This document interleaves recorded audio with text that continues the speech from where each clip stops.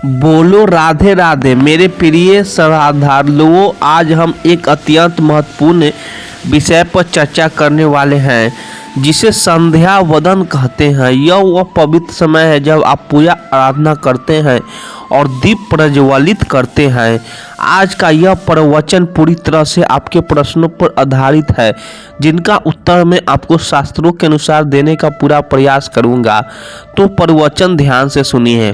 तो सबसे पहले बात करते हैं कि दीपक प्रज्वलित करने से पहले यानी शाम को पूजा करने से पहले कि स्नान करना आवश्यक है। देखिए, शास्त्रों के अनुसार पूजा में शुद्धता आवश्यकता होती है। जब हम सुबह पूजा करते हैं तब तो स्नान करना अत्यंत आवश्यक होता है। सुबह बिना स्नान के पूजा नहीं करनी चाहिए, लेकिन शाम की पूजा आप हाथ पांव मुंह धोकर भी कर सकते हैं। जरूरी नहीं कि आप स्नान करें, आप चाहे तो वस्त्र भी बदल सकते हैं या फिर सिर्फ हाथ मुंह धोकर कुल्ला करके भी पूजा कर सकते हैं। जैसे कि आपको शाम के समय पूजा करनी है तो दिन में भी आप शुद्धता का ध्यान रखें। जब भी आप शौच या स्नान घर जाते हैं तब उस समय शुद्धिकरण जरूरी कीजिए। कुल्ला जरूर करना चाहिए। अगर आप दिन भर शुद्धिकरण का ध्यान रखते हैं तो शाम के समय बिना स्नान किए भी सिर्फ हाथ पांव धोकर पूजा कर सकते हैं। और हाँ, चाहे तो स्नान भी कर सकते हैं। जैसे कि यदि गर्मियों के दिन है तो शाम के समय भी आप स्नान करके पूजा कर सकते हैं। बहुत सारी चीज़ें आप स्वयं ही अपने विवेक से निर्धारित कर सकते हैं। आपका अगला प्रश्न है कि शाम की पूजा में दीपक किस समय जलाना चाहिए। तो देखिए, शाम को जब पूजा का समय होता है वह प्रदोष काल का समय होता है, मतलब जिस समय सूर्य अस्त हो रहा होता है उस समय हमारे घर में दीपक प्रज्वलित हो जाना चाहिए। अब जैसे कि आप लोगों के प्रश्न आते हैं कि कितने बजे दीपक जलाना चाहिए शाम को, तो देखिए, शाम को सूर्यास्त का समय हर मौसम में अलग अलग होता है। जैसे कि सर्दियों चल रही होती है तो 5:30 बजे तक भी सूर्यास्त हो जाता है। गर्मियों का मौसम है तो 6:30 से लेकर 7 बजे तक ऐसे ही सूर्यास्त का समय होता है। कई बार 7:30 का भी समय हो जाता है। इसीलिए एक सही समय बताना कि इसी समय आप दीप प्रज्वलित करें तो यह बहुत मुश्किल होगा और यह ठीक भी नहीं होगा। एक ही समय पर हर बार हम दीप प्रज्वलित नहीं कर पाएंगे। इसीलिए संध्या काल का ध्यान रखिए। जब संध्या काल का समय होता है, मतलब जब सूर्यास्त हो रहा होता है, उस समय आप अपने घर में दीपक प्रज्वलित कर दीजिए। और अब बात करते हैं कि कितने दीपक आपको अपने घर में प्रज्वलित करनी चाहिए। शास्त्रों के अनुसार संध्या काल में प्रतिदिन अपने घर के मुख्य द्वार पर एक दीपक जरूर जलाना चाहिए। इससे क्या होता है कि शास्त्रों के अनुसार शाम के समय संध्या काल में लक्ष्मी माता और उनकी बहन दरिद्रता दोनों ही भ्रमण पर निकलती है। जिस घर के मुख्य द्वार पर दीपक प्रज्वलित होती है उस घर में महालक्ष्मी प्रवेश करती है, और जिस घर में मुख्य द्वार पर दीपक नहीं जल रहा हो उसे घर में दरिद्रता आती है। इसीलिए महालक्ष्मी का प्रवेश आपके घर में हो, इसके लिए घर के मुख्य द्वार पर एक दीपक जरूर प्रज्वलित करना चाहिए। और हाँ, घर के मुख्य द्वार पर जो दीप प्रज्वलित किया जाता है संध्या काल में, इसके बहुत सारे फायदे शास्त्रों बताए गए हैं। शास्त्रों के अनुसार संध्या काल में जिस घर के मुख्य द्वार पर दीपक प्रज्वलित होता है उस घर में किसी भी प्रकार की नकारात्मक ऊर्जा प्रवेश नहीं करती है।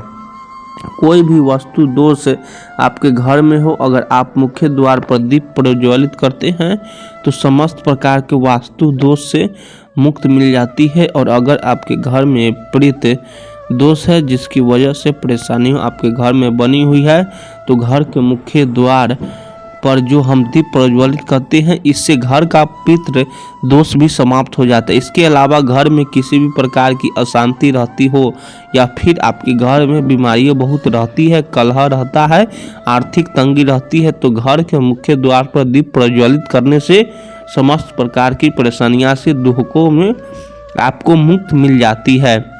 इसलिए घर के मुख्य द्वार पर दीप प्रज्वलित करना अत्यंत आवश्यक होता है। शास्त्रों के अनुसार घर के मुख्य द्वार पर एक दीपक आवश्यक ही होना चाहिए। अब बात करें दूसरे दीपक की, तो दूसरा दीपक आपको अपने घर की तुलसी के पास प्रज्वलित करना चाहिए। शास्त्रों के अनुसार अगर शाम के समय संध्या काल में तुलसी के जड़ के पास अंधेरा रहता है, ऐसे घर में दरिद्रता का अस्थायी वास बन जाता है। और जिन घर में शाम के समय तुलसी के पास दीप प्रज्वलित किया जाता है, ऐसे घर में लक्ष्मी वास होता है। श्री हरि विष्णु सहित महालक्ष्मी ऐसे घरों में वास करती है। तो आपको प्रयास करना चाहिए कि शाम के समय तुलसी के पास एक दीपक आवश्यक प्रज्वलित करें। अब बात करें अगले दीपक की, तो शाम के समय अपने घर के ईशान कोण में, मतलब जहां हर पर भी अपने अपने घर का मंदिर बनाया हुआ है, उसी स्थान पर घर के मंदिर में एक दीपक आवश्यक प्रज्वलित कीजिए। 2-3 दीपक आपको प्रतिदिन जरूर प्रज्वलित करने चाहिए। और अगर आप तीनों दीपक प्रतिदिन प्रज्वलित करते हैं तो विश्वास रखिए आपके घर की बहुत सारी परेशानियां स्वयं ही समाप्त हो जाती है। और अब बात करते हैं अगले प्रश्न के बारे में, जो आप लोगों के हमेशा प्रश्न आते हैं कि दीपक किस चीज़ से प्रज्वलित करना चाहिए।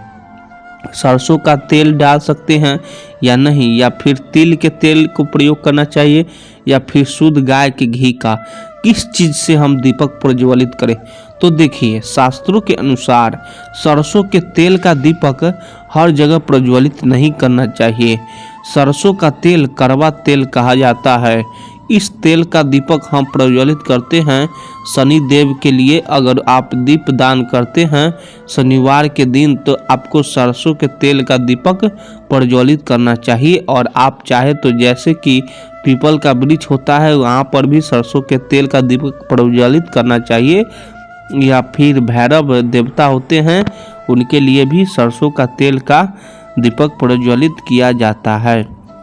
इसके अलावा कहीं पर भी सरसों का तेल का दीप प्रज्वलित करने की बात शास्त्रों में नहीं कही गई है। शास्त्रों के अनुसार किसी भी देवता के निमित्त जो हम दीप प्रज्वलित करते हैं, उसमें गाय का घी डालकर ही प्रज्वलित करना चाहिए। अब देखिए ऐसे समय में जबकि गाय का शुद्ध घी नहीं मिल पाता है, तब हमें क्या करना चाहिए। तब आपको गाय के घी के नाम पर जो भी घी मिल जाता है या फिर शुद्ध घी मिल जाता है, उसका प्रयोग कर सकते हैं। या आप चाहे तो तिल के तेल का दीप प्रज्वलित कर सकते हैं। तो प्रतिदिन जो आप दीपक प्रज्वलित करना है अपने घर में, चाहे आप घर के मुख्य द्वार पर प्रज्वलित करें या फिर तुलसी के पास प्रज्वलित करें, हाँ, या फिर घर के ईशान कोण में प्रज्वलित करते हैं, तो सभी दीपक आप तिल के तेल या शुद्ध घी का ही प्रज्वलित करें। और यह जब तक दीपक प्रज्वलित करते हैं, जैसे कि मुख्य द्वार पर जो आयोजित करते हैं, फिर तुलसी के पास दीप प्रज्वलित करते हैं, या फिर घर में जो दीप प्रज्वलित किया जाता है, तो एक चीज़ का ध्यान रखना चाहिए, कभी भी दीपक को सीधे जमीन पर नहीं रखा जाता है। दीपक रखते समय प्रतिदिन दीपक के नीचे थोड़ा सा आप चाहे तो चावल रख सकते हैं, या फिर आप चाहे तो थोड़े से पुष्प रख सकते हैं। और हाँ, अगर आप दीपक के नीचे चावल रखते हैं तो इस बात का आपको ध्यान रखना है कि चावल अखंडित होना चाहिए, क्योंकि ऐसा माना जाता है कि अगर टूटे हुए चावल का प्रयोग हम पूजा में करते हैं किसी भी प्रकार से, चाहे दीपक के नीचे रखकर करते हैं या फिर अक्षत के रूप में करते हैं, तो इससे घर में दरिद्रता आती है। इसीलिए अखंडित चावल होने चाहिए। अगर आप दीपक के नीचे रखते हैं तो, और जैसे कि कई लोगों के प्रश्न आते हैं कि प्रतिदिन जो दीपक के नीचे हम चावल रखेंगे तो उस चावल का अगले दिन क्या करना चाहिए। तो अगले दिन उठाकर आप पक्षियों को डाल दीजिए, पक्षी उसे खा जाते हैं। और घर में जो आप इंसान कोण में दीप प्रज्वलित करते हैं, मतलब घर के मंदिर में जो दीपक प्रज्वलित किया जाता है, जो उस दीपक को आप किसी पात्र में भी रख सकते हैं। जैसे कि एक छोटी सी प्लेट ले लीजिए, उसी प्लेट में दीपक रख दीजिए और उस दीपक को हम प्रज्वलित करते हैं, तो मतलब घर के मंदिर में जो दीपक प्रज्वलित करेंगे वह आप किसी पात्र में भी रख सकते हैं, लेकिन सीधे जमीन पर आपको कोई भी दीपक नहीं रखना, इस बात का ध्यान रखना। और आपका अगला प्रश्न है कि शाम की पूजा करते समय किस मंत्र का जाप करना चाहिए। दीप प्रज्वलित करते समय दीप जलाने का मंत्र क्या होता है, तो देखिए दीप जलाने का मंत्र मैं आपको बता देता हूँ। अगर आप सकते हैं तो जरूर जापें, लेकिन अगर आप मंत्र नहीं जप पाते हैं तो भी शाम के समय जब दीपक प्रज्वलित करते हैं उस समय आप किसी भी मंत्र का जाप कर सकते हैं। जैसे कि आप चाहे तो माता रानी, कृष्ण, कन्हैया के किसी मंत्र का जाप कर सकते हैं। आपको कोई इष्ट देवता हो तो उनके मंत्रों का भी जाप कर सकते हैं। दुर्गा चालीसा का, हनुमान चालीसा का पाठ करते हुए भी आप दीप प्रज्वलित कर सकते हैं। जरूरी नहीं है कि आप दीपक जलाने वाला मंत्र ही पढ़ेंगे, किसी भी मंत्र को पढ़कर आप दीप प्रज्वलित कर सकते हैं, संध्या बंदन कर सकते हैं। क्योंकि शास्त्रों में कहा गया है कि मौन रहकर कभी पूजा नहीं करनी चाहिए। जो भी शुभ कर्म होता है वो मंत्र उच्चारण के साथ ही संपूर्ण किए जाते हैं। अच्छी वीडियो लगी तो चैनल को सब्सक्राइब कर दीजिए। आप लोग सपोर्ट करिए। धन्यवाद।